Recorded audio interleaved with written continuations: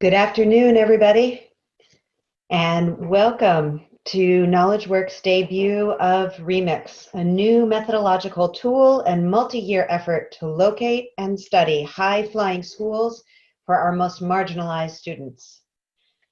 So first, a few quick housekeeping items. So we are going to try to make a pretty static format as interactive as we possibly can. So if you haven't already, please go ahead and open your chat box. It's down at the bottom of your screen.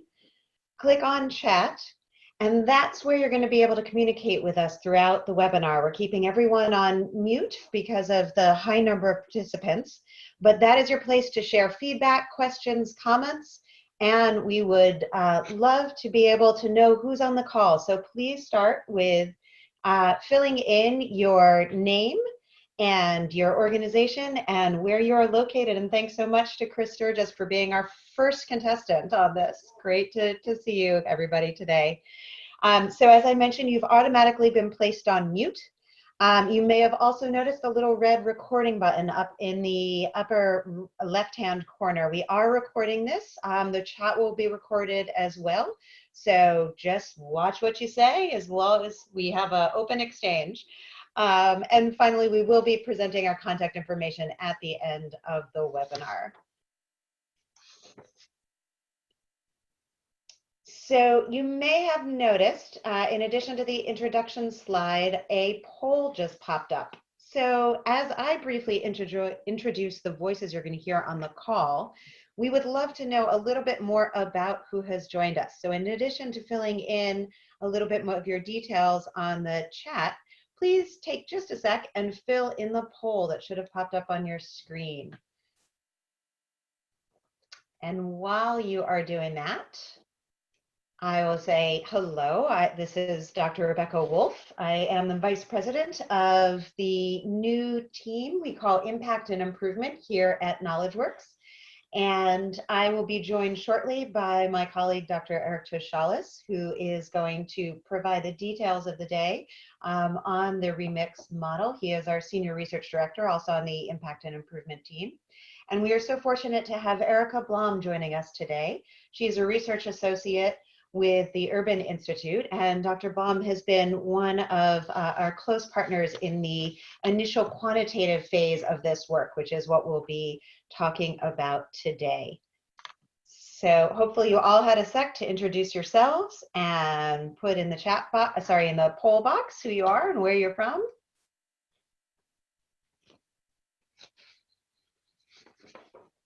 And if you don't like the options, as I see some folks are putting in, please just go ahead and put it in the chat. We'll collate it afterwards, although you might be you might not be counted in the poll. And Rita, are we going to be able to see the poll, or should I keep going? Yep, we'll see it. I'm just waiting for everybody to answer. But then I'll end the poll. So please keep filling out the poll as long as it's still up on your screen. And why don't we go to the next slide? So we are pleased to present this Remix webinar as part of the KnowledgeWorks organization. And at KnowledgeWorks Foundation, we partner with learning communities to create purposeful paths and places to ensure that each student graduates ready for what's next. So through evidence-based practices and a commitment to equitable outcomes, we are creating the future of learning together. And we're pleased to be able to present this work today as part of our new Impact and Improvement team at KnowledgeWorks. So one of the ways that we're creating the future of learning together is through the research and evidence we'll be responsible for. We just began in April. So again, welcome to our first sort of public-facing conversation. And wanted to just give you a little bit of background on what Impact and Improvement stands for and means. So whether we're working to support research and data use across our own organization, or we're striving to help build the field externally, we believe that evidence and equity go hand in hand. So our research itself must have a laser-like focus on the practices, supports, and services that provide the most high-quality education for each learner, as well as create the data and insights that allow us to shift the systems that need to be both more equitable and responsive. But at KnowledgeWorks, we're taking this commitment even a step further. So we intentionally interrogate where the very act of research and evaluation itself is replicating entrenched power dynamics. So we are actively seeking ways to democratize research and to ensure that the process, the data, the products of the research and evaluation remain owned by and accountable to those who are ultimately most impacted by it. So how do we take action on this important commitment? So the Impact and Improvement Department has 4 key goals. So the first of those goals is catalyze. So we support new research that builds the evidence base for student-centered learning, advances equity, and moves the field forward. So you're going to hear a lot more about one such effort called Remix today. We also sponsor original research, such as the 4 teams that are underway right now, currently studying student-centered learning practices that lead to equity. And we share those results broadly with the field. So that's where we start to connect. So we bring together leaders from research, practice, policy, and funding to reduce redundancy, share resources, promote smart field growth, and accelerate innovation through efforts like our distinguished fellows, our cohorts of youth researchers, and our research collaboratives public gathering, which we hold every 2 years. We also hold a high value on our goal of communicating, where we can curate and disseminate for cross-sector audiences, such as yourselves, the very best scholarship and practices that are going to bring student-centered approaches to scale. So today's webinar is just one example of that. So communicating about work in progress and getting feedback along the way is as important to us as sharing published and polished results. And finally, we are trying to continually improve. We use design thinking, innovation, and ongoing research and development to apply continuous improvement approaches across KnowledgeWorks endeavors, whether we're doing field-facing research where we're working deeply in states and districts, or whether we are trying to help build the field. So as your first taste of what Remix is all about, we're excited to introduce you to the world premiere of the Remix overview animation. So if you don't want to hold on to your seats, you don't have to, because due to webinar bandwidth, what you're going to see might actually be a little fuzzy and a little less exciting than we would hope. But at the end of the webinar, we're going to provide a direct link if you want to see it again in better quality. So Rashida, do you want to go ahead and hit play?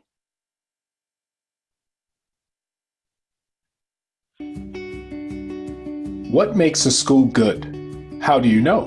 Most of us recognize that quality schools support students to be successful, not just as test takers, but as citizens, neighbors, employees, and problem solvers. That means we should want to know whether our schools prepare each and every student to flourish as adults. For example, do graduates go on to college and experience success there?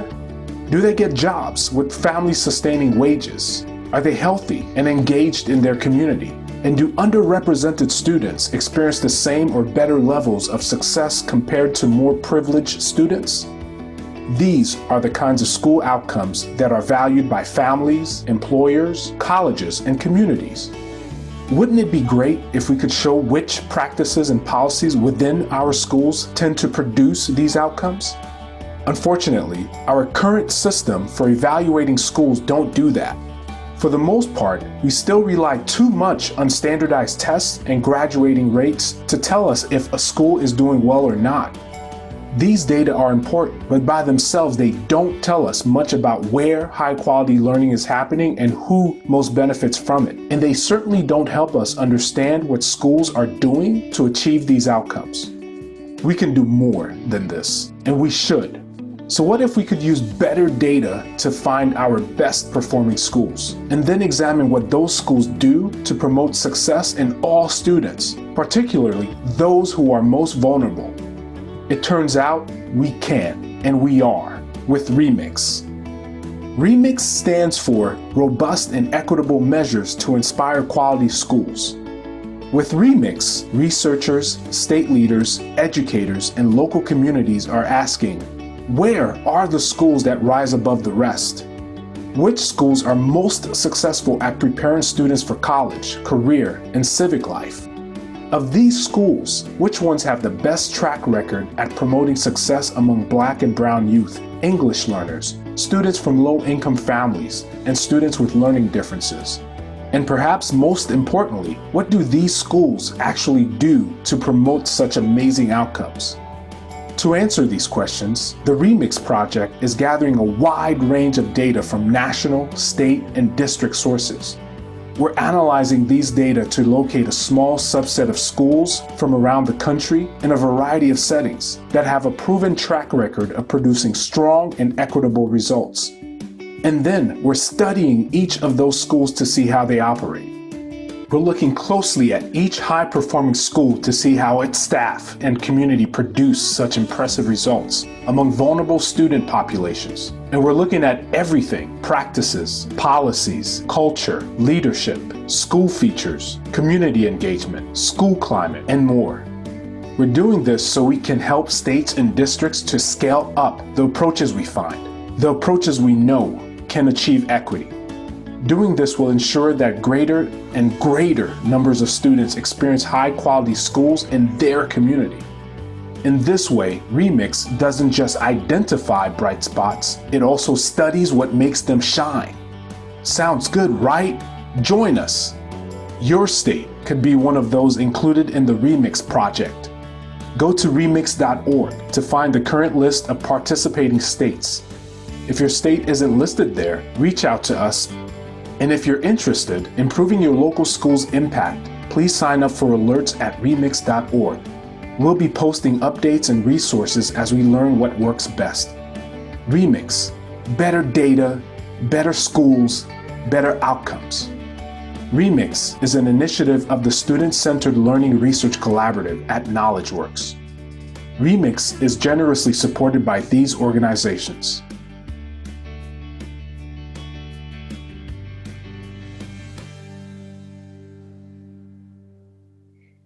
So I hope you liked that little bit of teaser taste, and now we are going to dive into the real meat of things. What is the statistical model? What are the case studies? What are we planning to do? So I'm so pleased to invite my colleague, Dr. Eric Toshalis, Senior Research Director, to really introduce the main event and get us into some of the meat of the meeting. Good afternoon, everyone. Thank you so much, Rebecca. Delighted to share with you the details of this incredible project. As we present this, if you have any questions that come up for you, please post them in the chat. Our staff is monitoring the chat and we'll be curating and answering some questions in a couple of minutes after we get through a few of the details. So first, what we want to describe for you is basically how this project came to be. So it started back in 2016 with the Barr Foundation's leadership.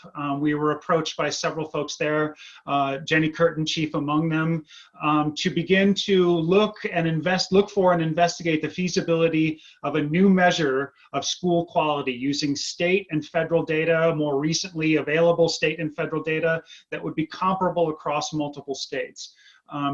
We got together, we figured out what we could do, we looked at different models, and we decided that there were so many different measures and different histories out there that we needed a new one. So our first work was to do a literature review to figure out what scholarship had been done on this previously, what other state efforts, organization efforts, philanthropic efforts, localized efforts, regional efforts have been done.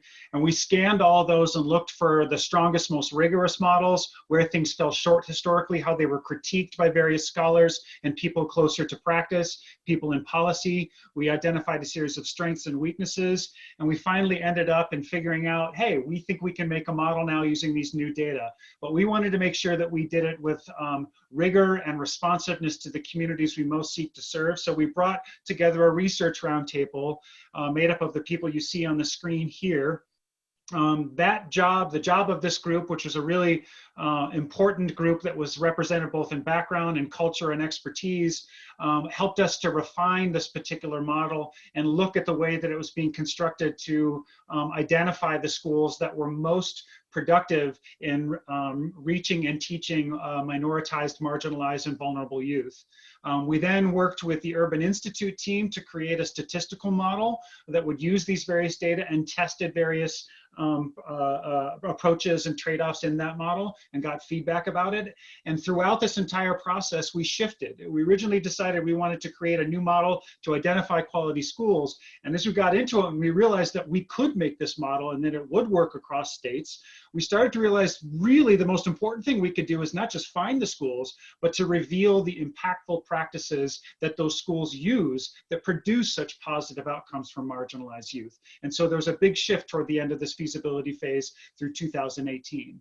And that led us to the next phase that we are concluding and have concluded at this point, which was our refinement phase, 2018 through 2019. And this is where we realized that we had to make sure that the comparability across states was possible. So we needed to do this for a whole host of reasons, not the least of which is if we're going to make it a model that would appeal to multiple states where they couldn't just compare the schools that were solid within their states, but could start to compare with what that means for state A to compare with state B to compare with state D, C and D and on, we realized it would be a much more rigorous model if we could do that. And that means we have to find and use data that is comparable across states. So we went out on a state selection process, and I'll talk about the data sharing agreements and the state selection model in a couple of minutes when we'll get to that point.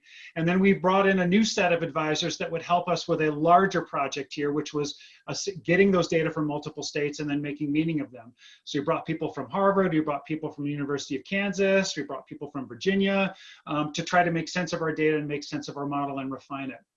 And at this point, it was the Barr Foundation, in addition to the Nellie Mae Education Foundation, in addition to Carnegie, in addition to the Oak Foundation, that helped us really establish this refinement phase. And in the end, we developed a strong set of indices, we refined the method, we tested the model, and we issued a series of communications, not the least of which is the animation that you already saw, this webinar today, and an infographic and a website that will be released at the end of this call, actually. From there, then, the next step was for us to really dig deep into some state selection criteria. And this is where this gets into the weeds. How to choose states is a pretty dicey issue. And so what we had to do for a whole host of reasons, there are really great reasons to choose a state, but we wanted to get a state so representative. We couldn't choose states unless they had state longitudinal data systems that contained the kinds of K-12 post-secondary and workforce components that we most wanted to track. We want to look at the impact of schools, not right after they graduate, but as those students progress through workforce, into post-secondary, into college, into careers. And so we needed states that were collecting those data and also using them and making sense of them in a way that we could use and compare state A to state B. Once we did that, that narrowed the list down. Then we found states that would be willing to work with us. We got into data sharing agreements, and then we've crunched all the data on our 3 participating states. We'll soon be expanding, we'll talk more about this toward the end of the webinar, to 5 states. Currently, we're working with 3. And that brings us to the next step, which is just a little bit about why states have decided they wanted to be involved with us. Currently, we're working with Virginia, Massachusetts, and Kentucky. And you'll see here a quote from one of the Virginia leaders that worked with us on this project. And Virginia was really excited to work on this because we helped them, or will be helping them, identify a gap between how their communities define school quality and how their Department of Education was measuring it, and looking for daylight between those two to see if we might have better alignment. In addition, Virginia found value in this project because we're helping to inform how they might change their own measurement models to capture richer indicators. And the same is true for Massachusetts. If you go to the next slide, you can see that Massachusetts is pretty psyched about this project because the qualitative and the quantitative approaches that we're blending in this model will help them to identify which high-performing schools are doing really great things to move the equity needle so that they can scale up internally and then also compare those efforts to other states. So just how does this model work? This is probably what you're asking. I would be asking it if I were in your seat. And to answer that question, I'd like to bring in our friends and colleagues at the Urban Institute, led today by Erica Blum. So Erica. Thank you, Eric and Rebecca. I also wanted to introduce my colleague Teresa Anderson, who's also joining us remotely. She's a senior research associate here at Urban. And we've worked together with a team to develop this quantitative filtering phase.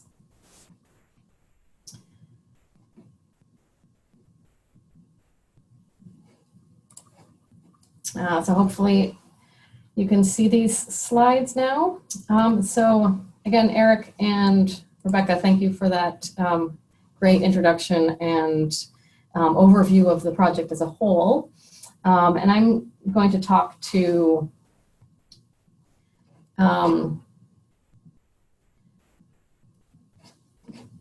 sorry, I'm just trying to figure out how to make this full screen.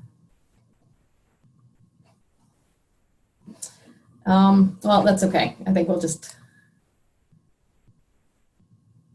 leave it as is. You can swap presenter view if you'd like. Does that work? That's great. Okay, sorry about that. So as Eric mentioned, the goal of the quantitative filtering phase is to use a statistical model to identify high-performing schools that promote success in post-secondary education, careers, and civic life for marginalized students. In other words, again, as he mentioned, going beyond test scores to look at long-term outcomes while taking into account students' unique characteristics. The measure of a high school isn't just the tests that they take while in high school, as everybody I think knows and understands that those tests are gameable, they aren't always predictive of long-term outcomes, and you have all sorts of problems with teaching to the test. What measures a high school is really how those students do in their later life outcomes. So this is really important for us to focus on and to find data that can really look at these later life outcomes for students. At the same time, it's really important for us to understand where those students are coming from before high school. We want to make sure that we understand the students' backgrounds so that we're not penalizing a high school because its students came from poorly performing middle schools, for example, or conversely, rewarding high schools that happen to get very well-prepared students from their middle school system. So we want to make sure we understand what students are bringing in as a baseline before entering high school. And then, as Eric mentioned, the really crucial part is the next phase, where the Remix team will go in and look into these schools and figure out what the impactful practices are that make these schools succeed. Again, as Eric mentioned, we are able to get data from 3 states so far for this refining phase, from Kentucky, Massachusetts, and Virginia. We are immensely grateful to those states for working with us and providing us the data for this phase. For those of you not familiar with the state longitudinal data systems, these are data systems that states have put together in various ways that pull together data across different agencies. So not just K-12, but matching that to their higher education agencies, as well as Department of Labor, social services, a variety of agencies that allow you to really see the full scope of an individual's experience in that state. So we've gotten those data from Kentucky, Massachusetts, and Virginia. Everything is at the individual level and has been de-identified so that we can use these data without knowing who the individuals are. We've supplemented these data with publicly available federal data from the CCD, which is the Common Core of Data, produced by NCES, which collects school level and district level information on, for example, listing which are charter schools, magnet schools, average levels of free and reduced price lunch, those sorts of high level school level information. Before diving into the model and talking about our findings, I wanted to first talk about how we chose which high schools to include in the sample in the first place. So instead of casting our net across all high schools in these 3 states, we wanted to start by looking at schools that are serving large populations of historically marginalized students. So we wanted to start with public open access high schools, excluding charter schools, that are sufficiently large. So we used 100 students as a cutoff, and that are serving vulnerable populations. And so here's where it got a little bit trickier about how to define these. Does this mean underrepresented minorities? Does this mean low income? Is it a combination of these? Is it something else? And it matters because these states, Kentucky, Virginia, and Massachusetts, and especially once we expand to more states, have very, very different demographics. And so we want to have a filter that makes sense across all of these states, is meaningful, sufficiently comparable, and is still simple enough and transparent enough. So on this next slide, I'll show you a scatter plot of all the schools that we see in Virginia, Massachusetts, and Kentucky that have at least 100 students and are not charter schools. So the blue dots are Kentucky, the yellow dots are Massachusetts, and the black dots are Virginia. The bigger bubbles represent proportionally larger schools. The solid circles indicate Title I schools. Our initial thought was very simple. Let's look at Title I schools, so schools receiving Title I funds, which is a measure of poverty. And we thought this would be very simple and transparent. But when you look at this chart, what you see is that there aren't very many solid circles in Virginia. There aren't a lot of high schools in Virginia receiving Title I funds. And so we could do this, but we would be really limiting the number of schools we could look at in Virginia. So we decided to look at a couple of other things. Underrepresented minorities and the fraction free and reduced price lunch. So on the horizontal axis, you see the fraction of underrepresented minorities at each school, and on the vertical axis, the fraction free and reduced price lunch. And so you can see how different the demographics are in these three states. Kentucky, for example, is mostly in the top left. So these are poor white schools, whereas Virginia and Massachusetts tend to have more students of color. And you have more representation up here in the top right. So what we ultimately decided to do was to choose schools that are at least 50% free and reduced price lunch, or at least 50% underrepresented minorities. So the schools that are above the pink line or to the right of the vertical pink line. This leaves us with about 300 schools, 90,000 students representing entering cohorts in 2009 to 12. So high school freshmen in 2009 to 12. I'm now going to turn it over to my colleague Teresa, who's done a ton of work on the conceptual model and is going to discuss our logic model briefly. Thank you, Erica. Can you hear me? Just make sure. Yes, we can hear you. Fantastic. Thank you.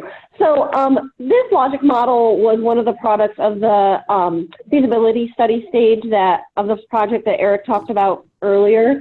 And basically, that was an effort to think about the many factors that might affect a quality school, the components, so the inputs that would come into a school, the implementation process activities that a school might influence that would relate to quality, and then the outputs and outcomes that you might want to look for to show that a school had served their students in a high quality way.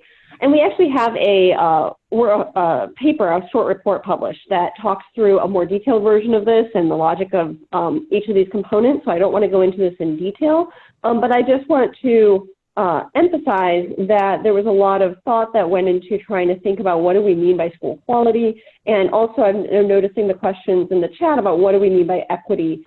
And so what we can do is refer you to that paper, or we can have more discussion about that in the Q&A. But Erica will talk a little bit more about the details here of the inputs and the outputs and outcomes. But the basic idea here is that we want to control for the inputs. We want to control for the things that are out of the school's control. And then we want to look at the outputs and outcomes to see where the school is having influence. And then the next phase of this work that Eric alluded to would be then digging into the schools that rise to the top to understand the implementation and process activities that seem to be going on in the schools that are taking the inputs and really doing particularly well in producing quality outputs and outcomes. Thank you, Teresa. So to zoom in a little bit on that previous graphic with the inputs, outputs, and outcomes, here is a deeper dive into the outcomes. And you can see that it's a really, really rich array of potential outcomes, ranging from appreciation of diversity to job satisfaction, volunteerism, and college match, just a really wide variety of outcomes. Which sounds incredibly ambitious, and it turns out it is. In practice, we were somewhat limited by the data that are actually collected and are comparable across all states. We got incredibly rich data from each of the 3 states we're working with, but there are still some things that are just simply not collected. That said, as I mentioned, the focus continues to be the long-term outcomes. And so we chose as our main outcome college attendance, 2 or 4 year college attendance. This is pretty comparable across all states and is a pretty good measure of long-term success. In Massachusetts and Virginia, we have National Student Clearinghouse data that tracks students who attend college even out of state, whereas in Kentucky, unfortunately, we only see in-state college attendance. So we supplement with high ACT scores as sort of a proxy for attending out-of-state colleges. We use high school graduation and ACT, SAT scores as supporting outcomes, just to sort of stress test our main outcomes, but not as the main outcomes themselves. We looked at a lot of other outcomes and outputs as well, but found that we weren't always confident that the things that we were measuring were truly comparable across all the state data systems. So we decided to go with the smaller set of outcomes that we were more confident in. The final thing I wanted to mention about the long-term outcomes is that there's a real trade-off here, that the longer the outcome you're looking at, the older the cohorts have to be. So we ended up looking at high school freshmen in 2009 through 2012, which is recent enough to be relatively recent, but gives us enough time to see whether these students are enrolling in college. But one might argue that you're still not capturing the high school as it is right now. On the input side, here again is a deep dive into the potential inputs. Again, it's a very rich set of things, as Teresa mentioned, that are out of the schools or the individual's control. So funding for the school, student characteristics and preparedness, magnet program, etc. Here we were able to do pretty well, and we're able to get a fair number of these inputs into our model.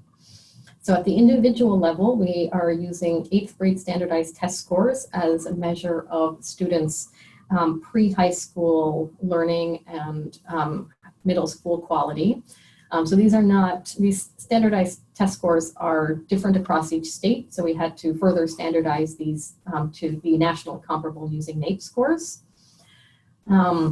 And then we're also controlling for race and ethnicity, gender, English language learners status, and special education status.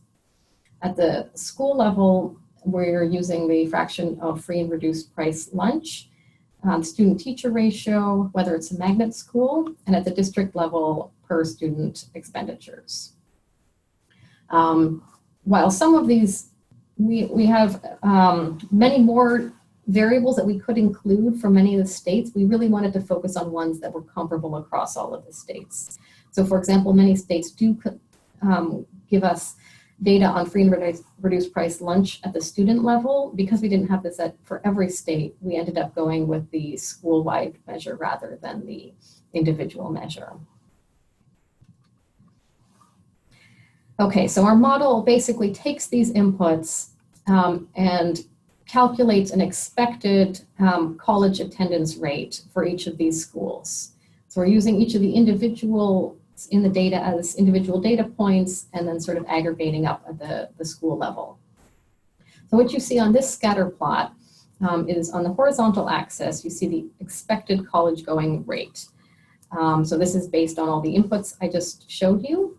And on the vertical axis, you see the percent that are above or below expected. So a school that is at, say, the 50% expected college going rate, but at about 15% above expected, that means they have an actual college going rate of about 65%, but they're only expected to send about 50% of their students to college, so they're doing much better than expected.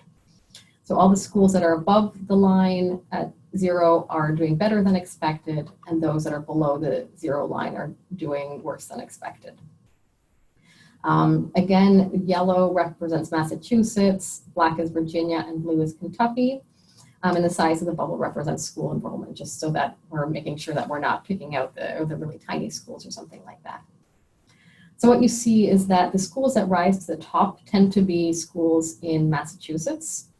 One of the things that we discovered as we were looking into a lot of these schools is that a lot of them are vocational and technical schools that actually have admissions requirements, which was something that was unfortunately not in our data, but as we started to look into what these schools were, that's part of the story there. So it's important that after this quantitative phase that there is a further vetting process to make sure that there's not something that's not in the data that's important to know about these schools that would make them not sort of suitable for further analysis. So the secondary outcomes, as I mentioned, are high school graduation. Again, same idea. We have an expected graduation rate on the horizontal axis and then above and below expected on the vertical. And same thing with ACT and SAT scores. So these are not perfect outcomes for a variety of reasons. We don't want to focus on test scores. They're really just for sort of testing that our main outcome, college attendance, is not spurious, and we have other outcomes to back that up. So moving forward, the Remix team is planning to expand this to a few more states.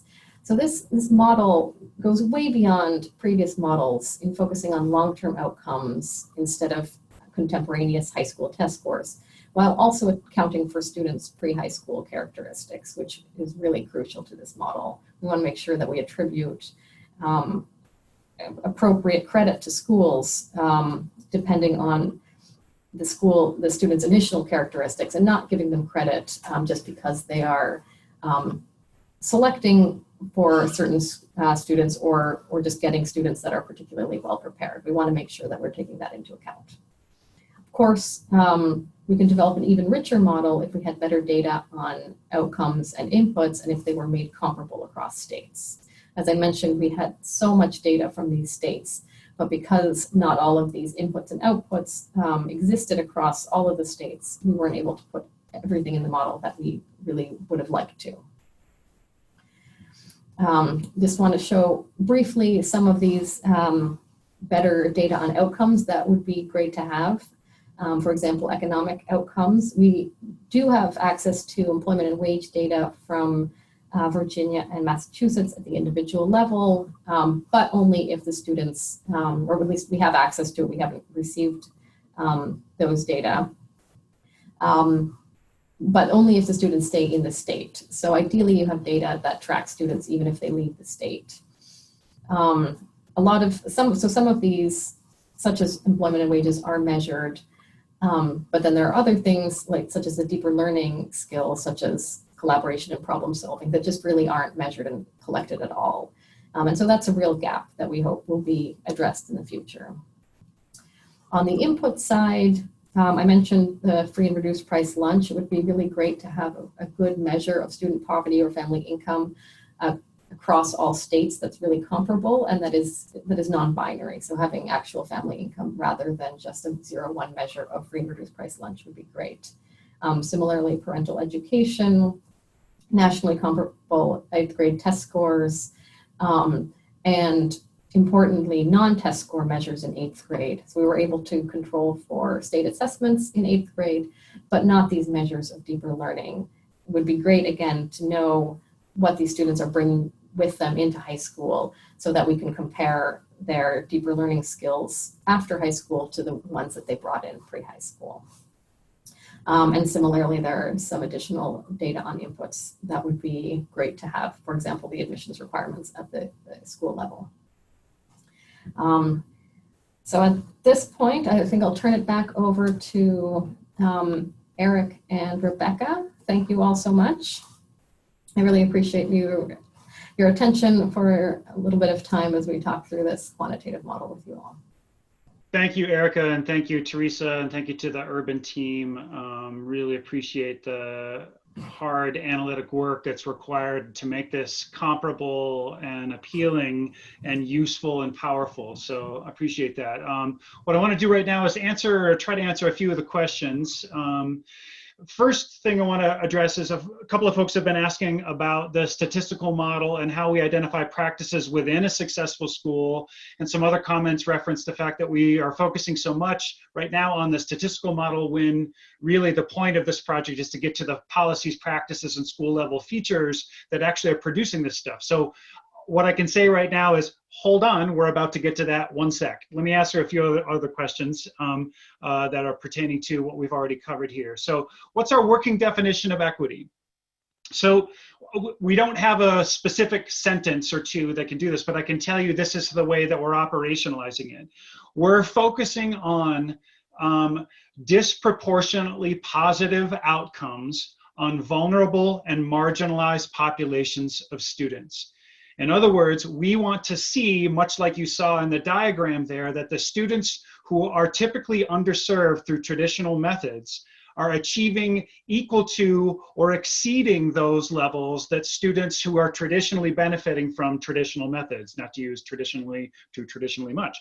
And the reason why we're doing it this way is because we have to demonstrate, if we're really going to close so-called achievement gaps and try to remove what many are calling now our education debt, we have to look for ways that are reducing the gap between those that aren't performing at a level that we would hope and those that consistently perform at or above expectations. In other words, an equity definition that employs a rising tide lifts all boats sort of ethic is not good enough. It's not good enough for us, and it's not good enough for this project. We need to see a narrowing of those gaps, and we're looking for schools that will be doing that over time. So another question from Eliza Muller, I'm not sure, I'm not getting the pronunciation right. Oh, that was the definition of equity. So next question is then Tonia Marinova, is what motivated our desire to exclude charter schools from the analysis? So this was not a political decision. This was really a decision for us in terms of access to data and access to comparable data, and then being able to compare large comprehensive high schools, which are the places where most of our students are educated at the secondary level in this country.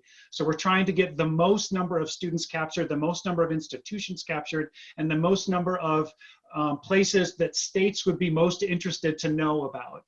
We're not making any claims about some schools being better than others or saying that charters aren't the way to answer some of our most pernicious problems in education. We're just going where the richest and strongest and most voluminous data are and where states are often most motivated to look. So that's the reason for that one.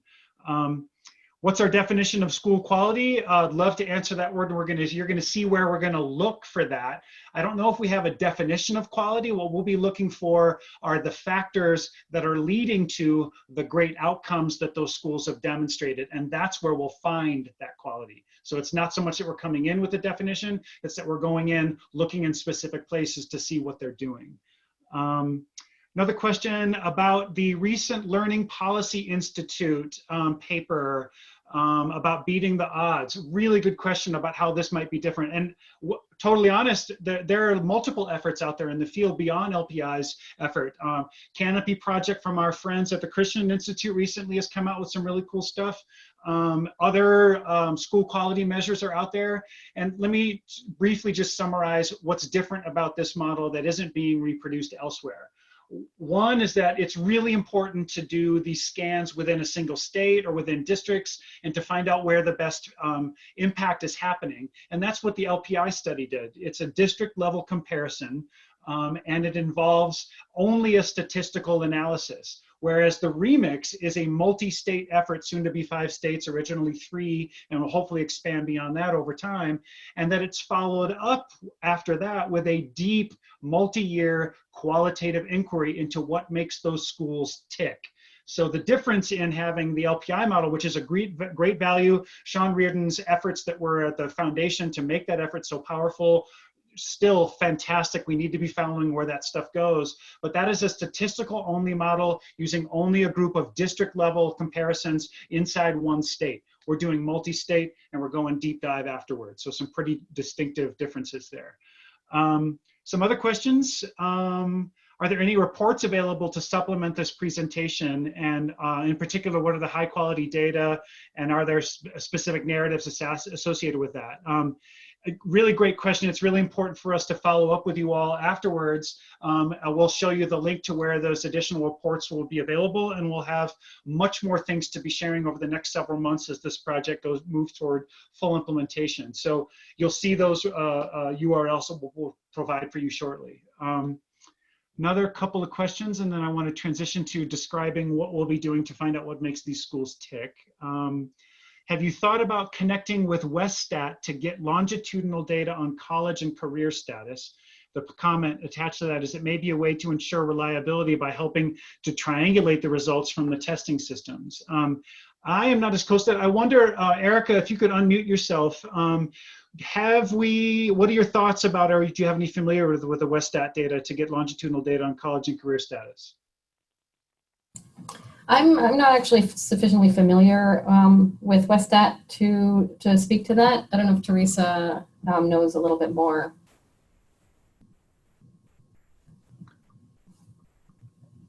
Teresa, are you there? You might be on mute if you are. Sorry.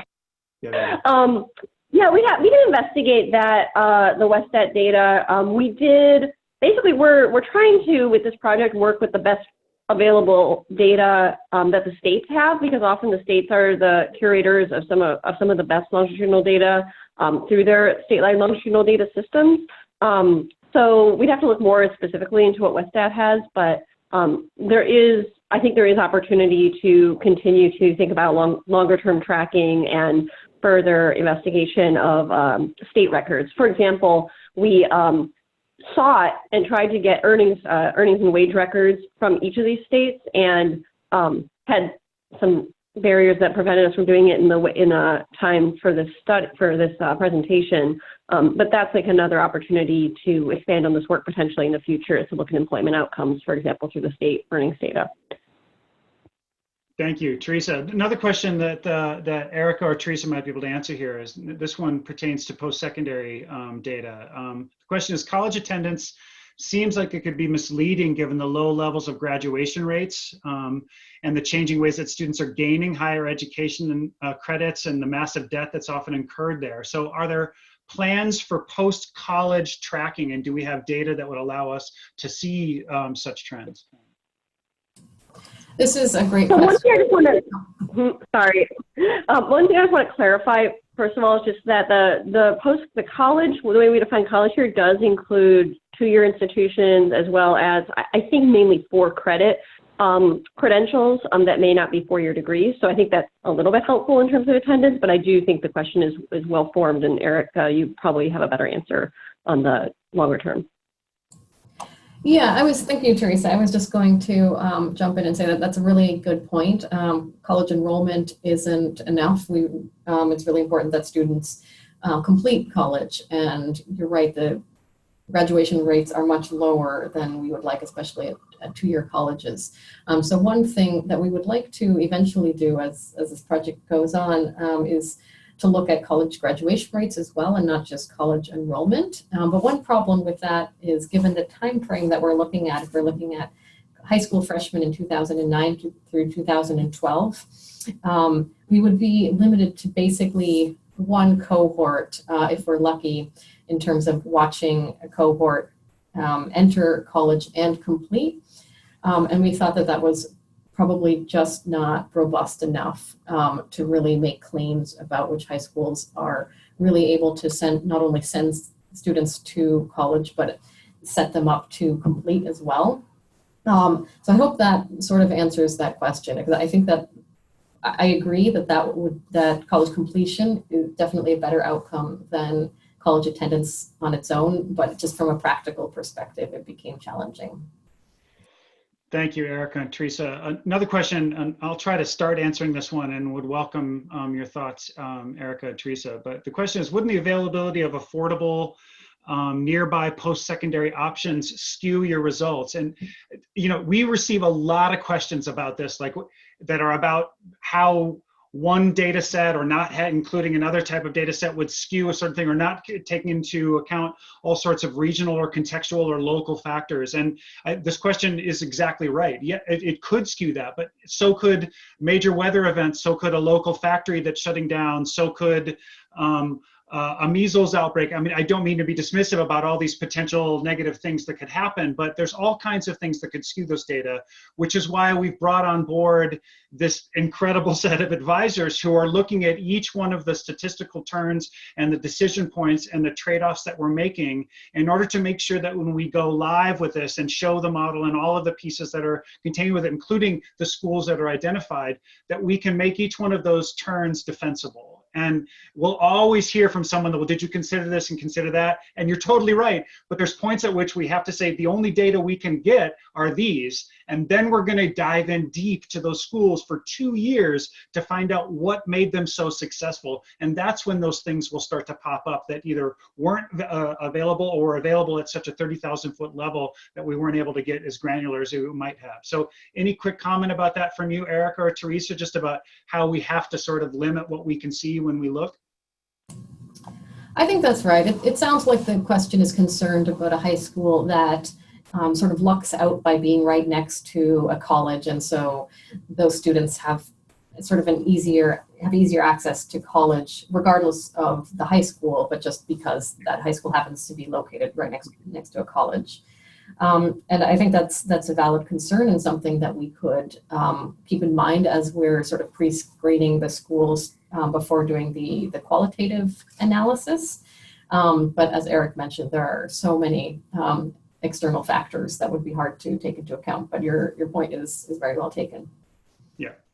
And keep those coming. That's why we have a sign up we'll talk about in a moment. In fact, let's go ahead and transition into this final description of our actual in-depth case studies and the qualitative design of the major portion at the end of the study. So in this winter and spring coming up, we will be identifying 10 schools across 5 states that are high performing, and particularly in the way that they serve and produce much more equitable outcomes from their school, in particular that they're serving at a very high level vulnerable and marginalized students.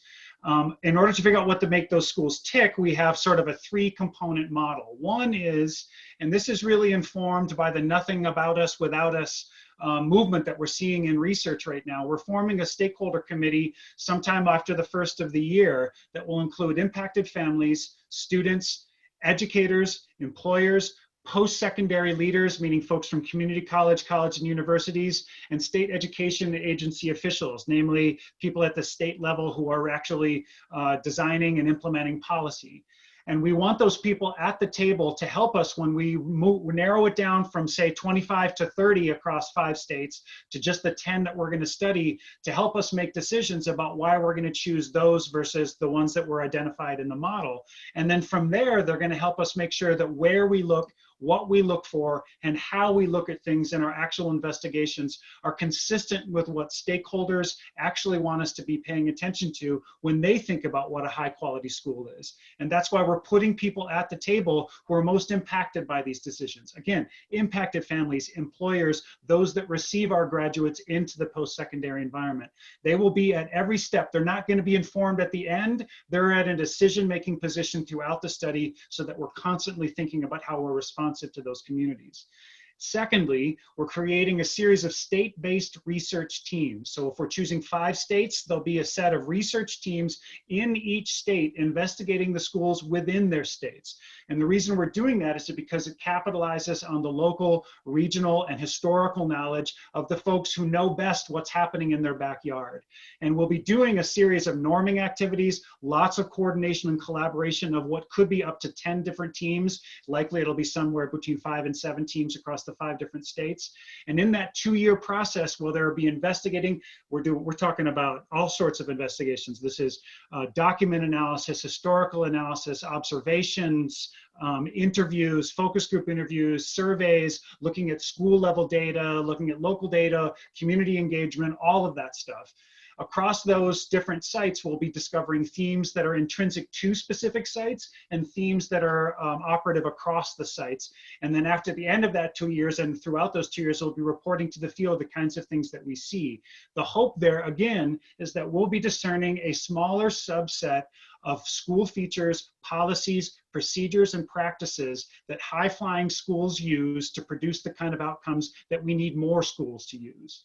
The mixed methods design will be super complicated but comprehensive. We'll be looking at all of the features listed at the bottom of this slide right here to make sure that we have a comprehensive, deep dive 360-degree view that's paying attention to the kinds of features that we want to try to reproduce. And in so doing, the kinds of researchers we want to engage are researchers that have the expertise and the experience and the positionality to be able to recognize issues of marginalization, systemic oppression, racism, classism, heterosexism, and all the different ways that our defaults tend to oppress and minoritize specific subpopulations.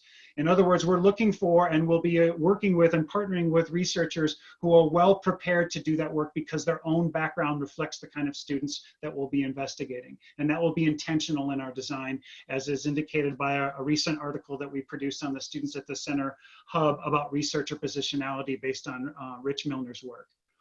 So that's the general design of the process. We're looking forward to sharing much more details about this as we move into the spring, into the winter and the spring. Some additional resources we want to make available to you all here today. You can see on our website, if the next slide, please. You'll note that we have at studentsatthecenterhub.org/resource/remix is a whole host of stuff, including a brand new infographic that is really designed for you all to get a quick idea of what it is that the project does and also share it with others. And our remix.org website just went live. It's currently pointing to the URL above that, but very soon we'll be building out functions in that research in order to incorporate more voices, to see more of the updates, to include more of the media and the public-facing stuff, and to show people what the model is, how it was developed, and what we're finding in our school sites. So you'll see project descriptions, our infographic, the video is there for you to upload and share or download and share. Our frequent updates will be there, and we encourage everyone on this call to tell their friends, their cousins, their neighbors to sign up for the alerts for this project. You'll see at the bottom of that page there that's linked above, a quick sign up right there. That way any new stuff will show up right up on your email inbox as they happen live and fresh off the presses. So with that, I want to thank my team at Impact and Improvement at KnowledgeWorks. I also want to thank Jobs for the Future, who provided initial leadership and a great starting platform for us to begin this work, and our fantastic colleagues at Urban Institute. If you wish to reach out to us subsequent to this email because you want to ask more questions or look for opportunities to engage at a deeper level, you can see Rebecca's email there, my email there, and then Erica's email at the bottom. Can't thank you enough for joining today. We're really excited to share new updates about this project in the months ahead, and we wish you an awesome, warm, and productive fall. Thank you all. Thank you.